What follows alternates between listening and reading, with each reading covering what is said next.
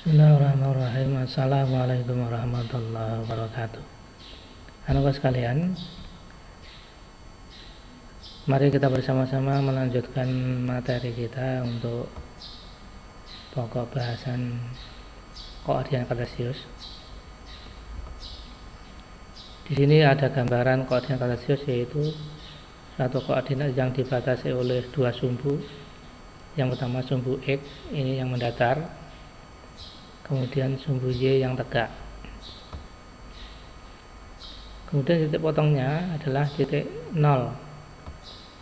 Kemudian untuk X ke kanan itu positif, X ke kiri negatif.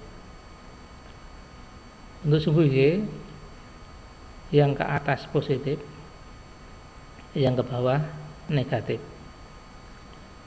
Kemudian pengertian kuadran. Ini ada kuadran atau daerah. Kuadran 1 itu letaknya pada sumbu X positif dan sumbu Y positif.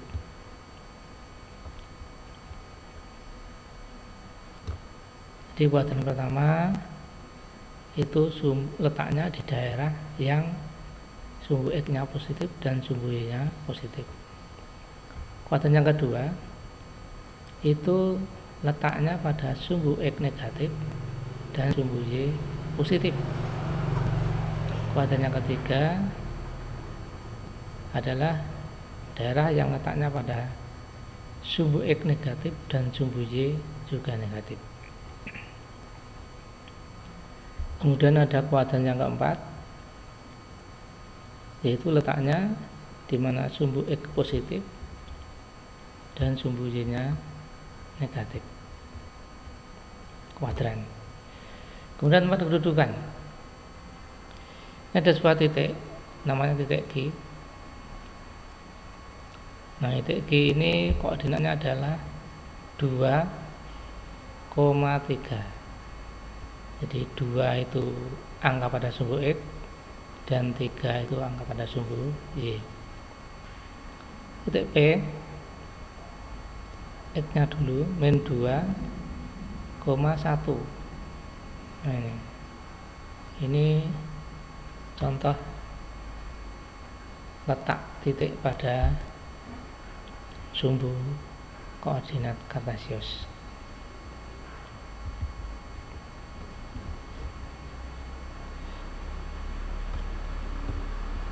Dilanjutkan lagi. Ini contoh-contoh letak titik pada sumbu koordinat kartesius. Ya, bisa dibaca sendiri pada beban ajar untuk matematika semester 1 halaman 50. Halaman 50.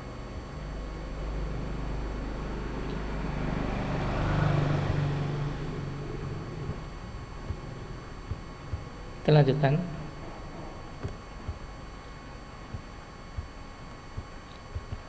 Sebenarnya ada pertanyaan. Perhatikan koordinat kartesius di bawah ini. Pertanyaannya, sebutkan titik-titik yang mempunyai jarak sama terhadap sumbu X. Satu, sebutkan titik-titik yang mempunyai jarak sama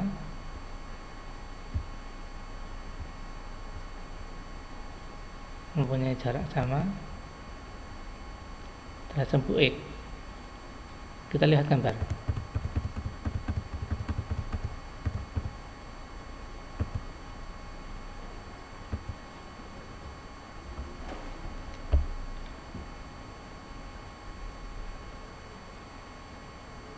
Contoh yang A, ini jaraknya terhadap sumbu X itu 4.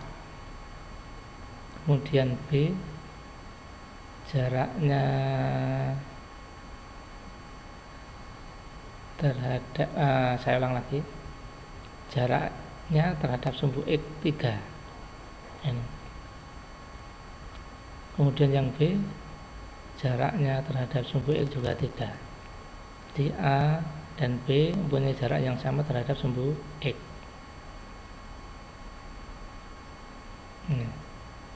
Yang kedua, sebutkan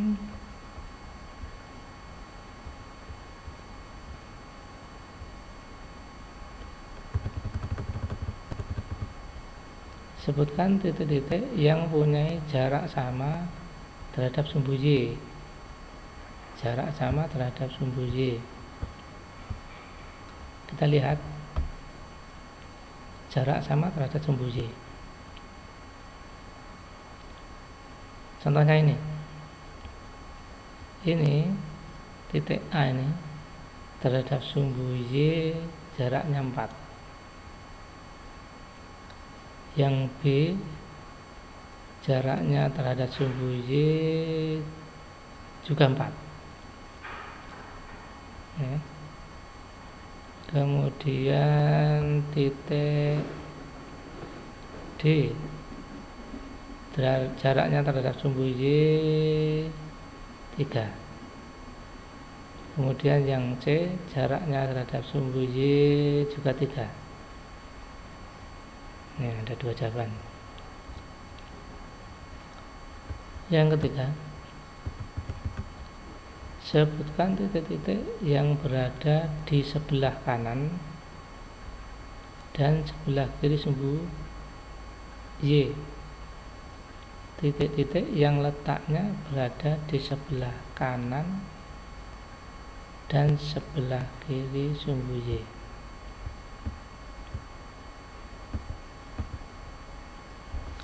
Titik A, E, D ini letaknya di kanan sumbu Y. Titik G, titik B, titik C, titik H letaknya di sebelah kiri daripada sumbu Y. Nah, sedangkan F ini letaknya pada sumbu Y. Berikutnya, berapa jarak titik E terhadap sumbu X dan sumbu Y, dan terletak di sebelah mana terhadap sumbu X dan sumbu Y. Titik E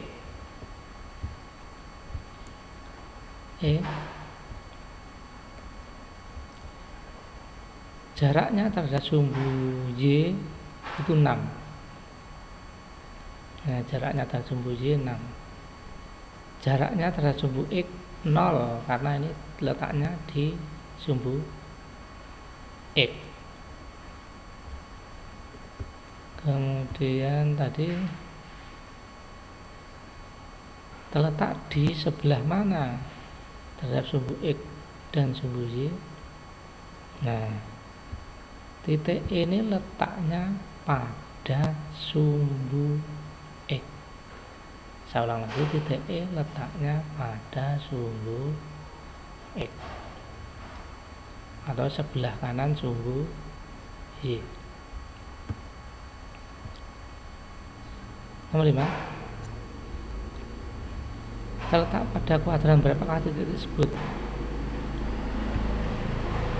Ini titik A, titik A saja ini. Titik A ini berada di kuadran 1. Kemudian titik B dan titik G berada di kuadran 2. Kemudian titik C dan H ini berada di kuadran 3. Sedangkan titik D dan E ini berada di kuadran 4. Kita lanjutkan lagi. Ini letak tempat, letak tempat.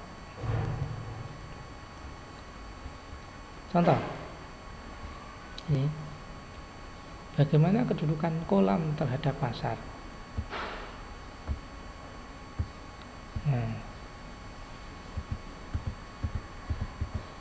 Kedudukan kolam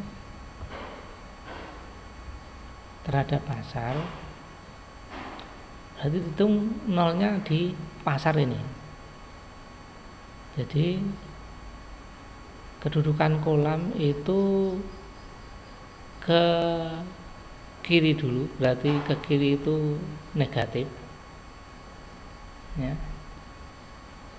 1, negatif 2, negatif 3, negatif 4, negatif 5, negatif 6, negatif 7 ya. Kemudian juga ke bawah negatif 1, 2, 3, 4, 5, 6. Berarti letak kedudukan kolam terhadap pasar itu adalah min 7, min 6. Artinya apa? Letaknya itu di sebelah kiri dan sebelah bawah, sehingga negatif semuanya. Ke kiri negatif, ke bawah negatif. Ini contoh letak kedudukan kolam terhadap pasar itu adalah min 7, min 6. Min 7, min 6. Bisa saya ilustrasikan seperti ini.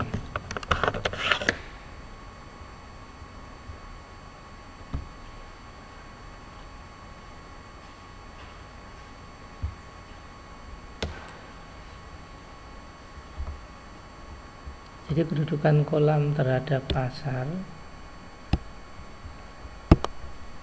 itu adalah ke kiri kemudian ke bawah. Kedudukan kolam terhadap pasar berarti nolnya di pasar ini. Ke kiri ini min 1, min 2, min 3, min 4, min 5, min 6, min 7. Ini ke kiri 7.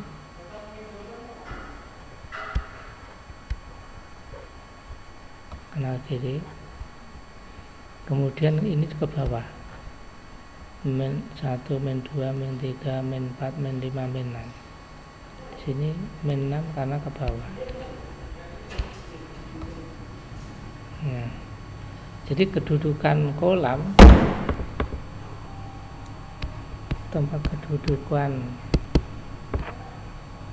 kolam terhadap pasar itu min 7, min 6. Nah, ini ilustrasinya seperti ini. Ini adalah tempat kedudukan titik ya, pada sumbu koordinat Kartesius.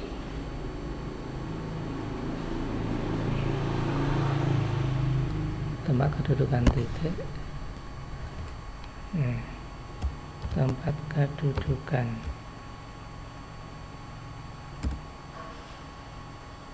pada koordinat Kartesius.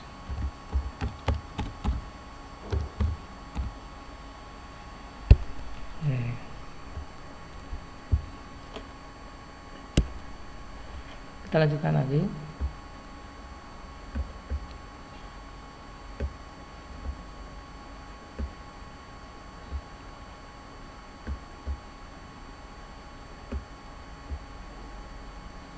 Ilustrasinya seperti ini. Ini sebuah latih. Gambar di atas menunjukkan aliran sungai yang melewati beberapa titik dalam bidang koordinat. Coba sebutkan 5 koordinat titik yang dilalui oleh aliran sungai tersebut. 5 koordinat titik-titik. Ya, mari kita coba untuk mengisi koordinatnya.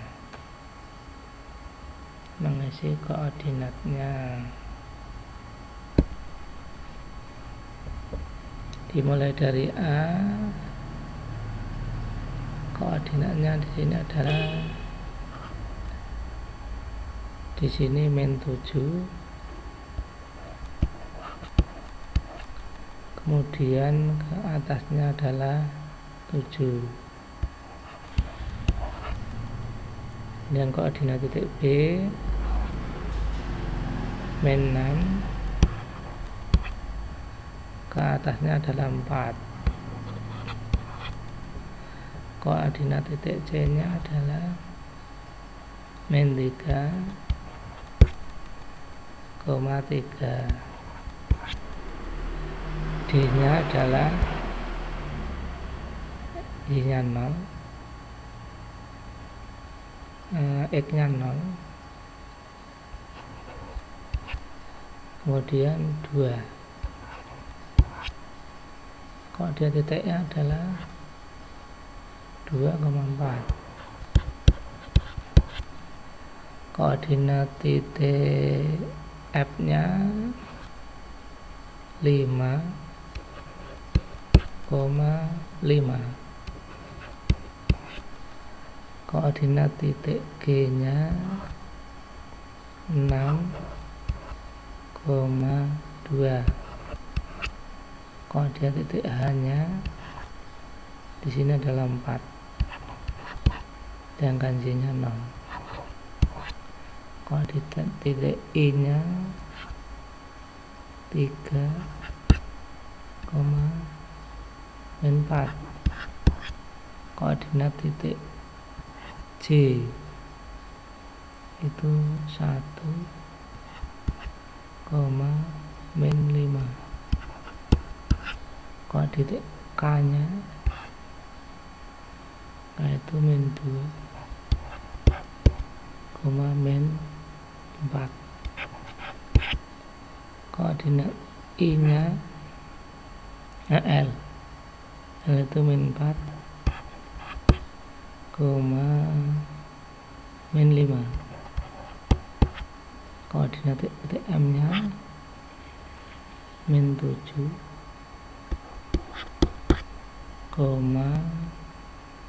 min 7. Nah, ini menentukan koordinat-koordinat titik pada bidang kartesius.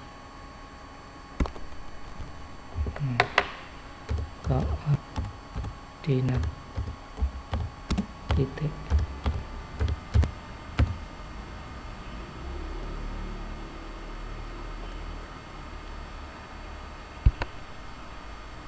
Nah, mari kita lanjutkan lagi.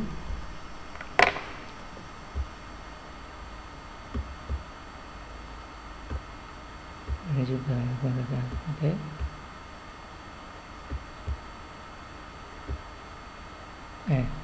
Memahami posisi garis terhadap sumbu X dan sumbu Y.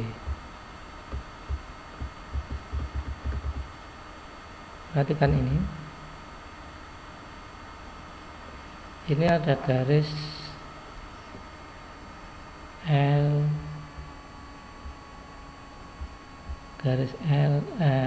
dan L2. L1, L2 ini sejajar sumbu X. L3, L4 juga sejajar sumbu X, jajar. Kemudian yang warna hijau ini M1, M2, M3, M4 ini sejajar sumbu Y. Jadi yang L ini sejajar sumbu X, yang M ini sejajar sumbu Y. Kemudian berikutnya ini ada N1, N2 berpotongan. Garis ini berpotongan di 0,2. Ini dua garis berpotongan. Jadi judulnya ini tadi adalah garis-garis yang sejajar dan berpotongan. Kalau ini sejajar sumbu X, kalau ini sejajar sumbu Y, kalau ini dua garis ini adalah berpotongan. Kita lanjutkan lagi.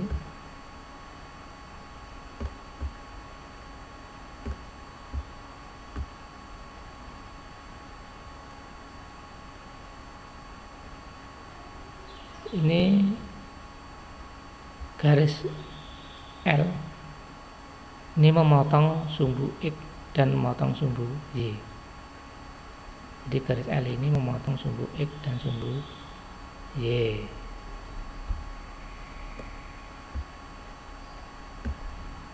Kemudian yang ini garis N itu sejajar dengan garis M. Ya. Garis N sejajar dengan garis M.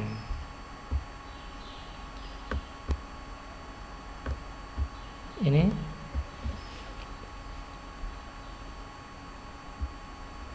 ada dua garis yang biru dan yang hijau ini saling tegak lurus,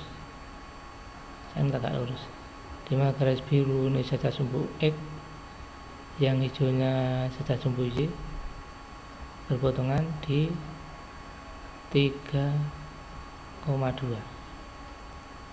Ini potongan tegak lurus. Kemudian yang warna merah ini garis ini memotong yang warna biru yang sejajar sumbu X dan juga yang warna hijau yang sejajar sumbu Y. Titik potongnya di sini adalah min 5,2 dan 3,6. Ini titik-titik potong garis-garis yang berpotongan maupun garis-garis yang tegak lurus.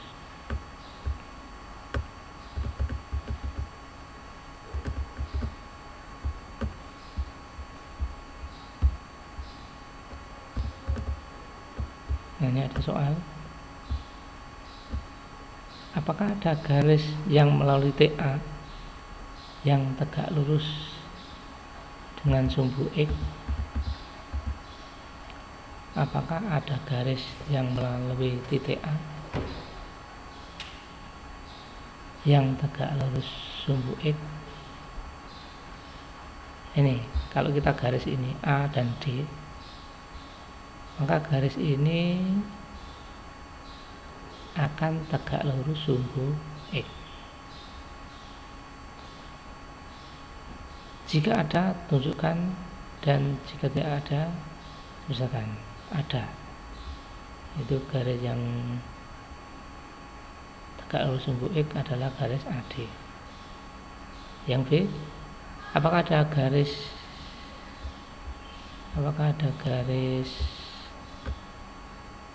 yang melalui titik B yang tidak sejajar sumbu X dan tidak sejajar sumbu Y?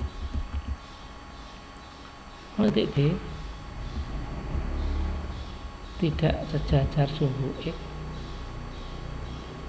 dan tidak sejajar sumbu Y.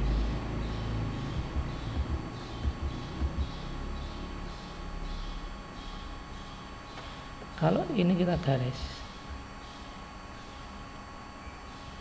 B dengan D, maka garis ini tidak sejajar sumbu X dan tidak sejajar sumbu Y. Kalau ini kita hubungkan B dan D, maka garis nanti tidak sejajar sumbu X maupun tidak sejajar sumbu Y. Kita lanjutkan lagi.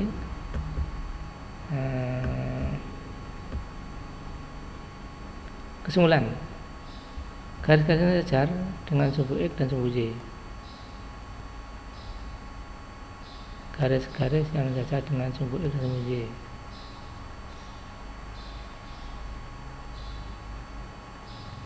Yaitu garis-garis yang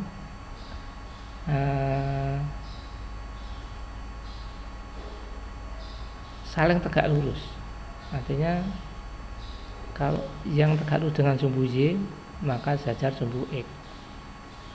Garis yang tegak lurus sumbu X maka sejajar sumbu Y. Yang B, garis-garis tegak lurus dengan sumbu X dan sumbu Y.